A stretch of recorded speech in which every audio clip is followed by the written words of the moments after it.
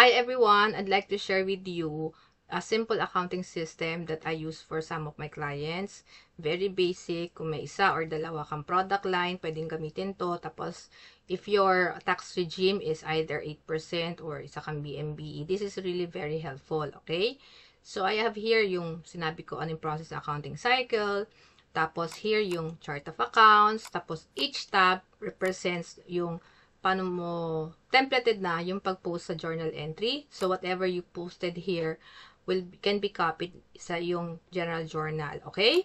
Pagdating naman sa cash sales journal, meron din ako ritong proforma table. Masusundan mo siya. I'll have a detailed explanation nito sa isa kong video, even yung sa cash purchase journal. So, I could show how it relates and link to another tab. So, ito rin ang sample ng general ledger na syempre, susundan mo na lang siya. Maglalagay ka ng mga transactions dyan based sa ano ang nilista mo sa mga cash purchase journal, cash sales journal, kaya yung sa general journal. So, as you can see here, meron din tab for balance sheet, may tab din for income statement.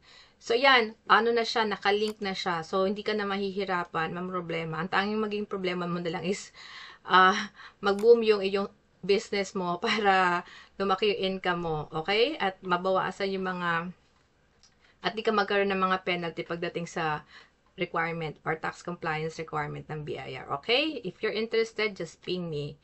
Thank you!